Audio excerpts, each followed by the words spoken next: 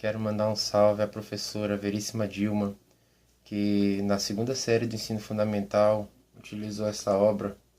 Uma escola assim eu quero para mim.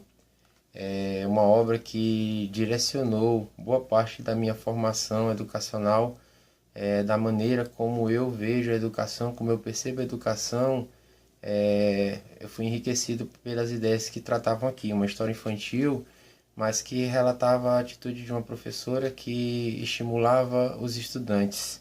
Inclusive, só lendo um trechinho da obra, logo nas primeiras invencionices, Dona Celinha marcou uma sexta-feira para todo mundo contar uma história vivida ou escutada, história engraçada que não saísse de livros.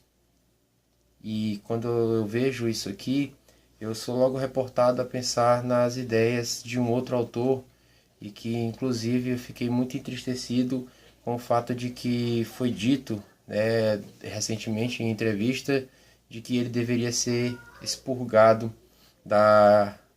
do Brasil, deveria expurgar a política de Paulo Freire do Brasil. E eu fiquei indignado com essa proposta, com essa ideia, porque eu acredito que alguém que diz devemos expurgar Paulo Freire da educação, eu acredito que é alguém que nunca leu nada de Paulo Freire, não sabe nem o que ele disse. E eu separei alguns trechinhos dessa obra de Paulo Freire também, Pedagogia da Autonomia. É uma obra que influenciou bastante a forma como eu penso a educação nos dias de hoje.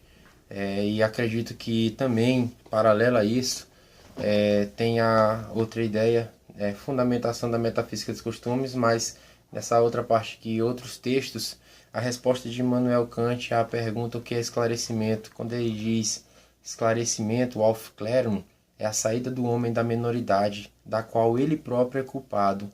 E essa menoridade ela reside no fato de que nós não buscamos o conhecimento pelas nossas próprias forças.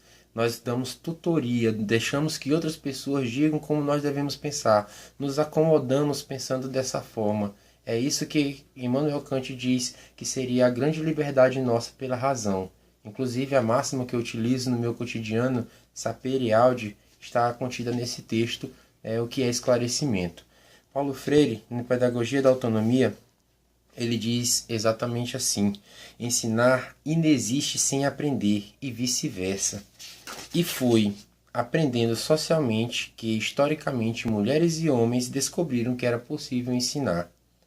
Aprender precedeu ensinar, ou, em outras palavras, ensinar se diluía na experiência realmente fundante de aprender.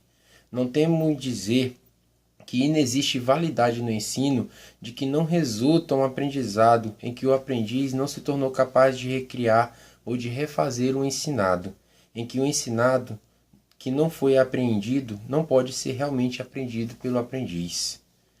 Quanto mais criticamente se exerce a capacidade de se aprender, tanto mais se constrói-se e desenvolve o que venho chamando de curiosidade epistemológica, sem a qual não alcançamos o conhecimento cabal do objeto.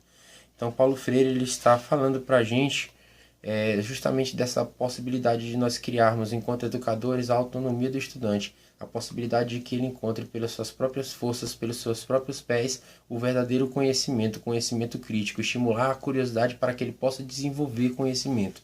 E no caso aqui, a professora Celinha, que é contada na história, ela estimula isso. Vamos contar as histórias a partir da experiência dos estudantes, a partir da experiência vivida pelos estudantes, que se faria o conhecimento, que se construiria o conhecimento. Quero mandar um salve ainda para os outros professores que marcaram a minha história. Professor Kleber, nunca vou esquecer do dia em que ele aceitou uma resposta. Na explicação da aula, ele disse que as mitocôndrias eram como se fossem a SEMAR das células, a instituição que trata da energia no nosso estado. E eu lembro que no dia da prova eu não lembrei que a mitocôndria seria a responsável pela geração, pela produção de energia de uma célula, mas eu coloquei mitocôndrias são como se fossem a SEMAR das células. Eu nunca esqueço porque ele aceitou aquela resposta como certa, sabendo que ali eu tinha prestado atenção na aula. Eu lembro ainda da professora Dilma, que me ensinou tão bem espanhol que quando eu terminei o ensino médio eu saí falando fluentemente espanhol. Eu lembro de muitos outros professores que passaram pela minha trajetória e que me instruíram e que me incentivaram a ser professor. Lembro também dos meus colegas professores da atualidade que se dedicam muito mais do que eu me dedico. Tem colegas que eu admiro demais pela sua paixão, pela sua forma de educar. E aí eu penso, poxa vida, por que será que nós devemos expurgar Paulo Freire? Seria esse mesmo o melhor caminho para o Brasil? Enfim, eu quero acreditar que não é essa a nossa resposta. Eu acho que nós temos que encontrar outras respostas para nós. E falando sobre isso, estamos na semana do Dia dos Professores. Eu recordo uma situação em que eu vivi, onde eu cheguei numa sala de aula, aí a turma estava numa bagunça, aquela celeuma muito grande, e naquela bagunça eu virei para a turma e perguntei: vem cá, o que vocês estão fazendo aqui? Qual é o objetivo de vocês aqui? E eu esperava apenas receber as respostas dos estudantes, mas houve uma mocinha que virou para mim e perguntou, respondeu com uma pergunta: e o senhor está aqui por quê? Por que você é professor? E naquele momento eu me senti meio desapontado, não vou dizer desapontado, desamparado, né, pela situação, porque eu não esperava que alguém me perguntasse daquela maneira. E a resposta foi o mais natural possível, porque naquele momento eu não tinha como pensar numa bela resposta, não tinha como pensar em algum arranjo para poder explicar para ela por que eu sou professor. E o que eu falei, eu vou repetir agora. Durante a minha vida inteira eu sempre me senti um pouco inútil para as coisas que eu faço para o mundo. E quando eu falei por que ser professor, eu disse que é a minha forma de me sentir útil e importante, fazer alguma coisa importante para o mundo e para as pessoas. Esse é o motivo pelo qual eu escolhi a docência, esse é o motivo pelo qual eu me tornei professor. Não penso em outra possibilidade de atuação profissional, encaro a profissão, acima de profissão, como uma missão. E eu acredito que a escola, a instituição escolar, a instituição educacional seja o melhor caminho que nós possamos ter para gerenciar conflitos, para gerenciar a nossa vivência social e, claro, também para formar uma sociedade digna. Sou defensor dos direitos humanos, sim. Leio os direitos humanos com os meus alunos, porque eu acredito que é a melhor saída que nós temos para a gente poder conviver uns com os outros de forma harmônica, como na própria Declaração Universal dos Direitos Humanos eles falam, né? Viver de forma harmônica, fraterna, nos encararmos como iguais enquanto seres humanos. Essa eu acho que é a melhor saída que nós podemos ter. E queria ainda deixar uma mensagem, né, de que as pessoas que vitimizam demais os professores, eu acredito que essa situação ela exista pelo simples fato de que não há o verdadeiro reconhecimento da profissão ser professor. E muitos daqueles também que não têm a vocação, não têm o desejo, mas acabam se tornando professores por conveniência. Eu acredito que o caminho é que nós possamos estimular cada vez mais pessoas que realmente querem, que realmente desejam exercer a docência, para que elas possam fazer com mais amor e ajudar mais pessoas a encontrar o conhecimento, a conhecer mais e, claro, também melhorar suas condições de vida. Eu queria fazer hoje a canção Ainda Legião Urbana, uma canção que faz uma crítica interessante. O nome da música é o reggae e eu vou cantar um trechinho também para a gente pensar um pouco sobre essas questões todas.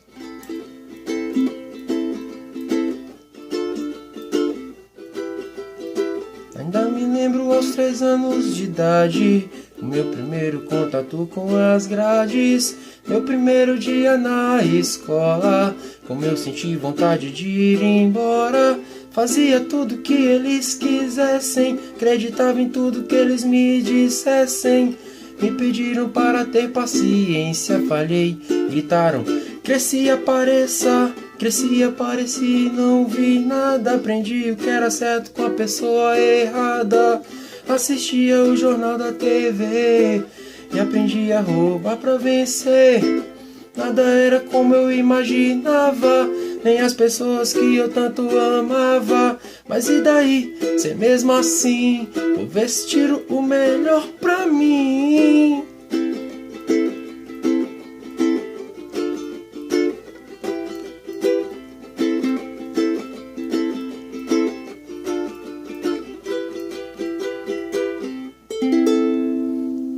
É isso, que a escola não seja essa prisão, que a escola não seja esse ambiente em que nós nos sintamos aprisionados, cercados, cerceados, que nós possamos ter pela educação as nossas forças de enfrentar as dificuldades e melhorar as nossas vidas.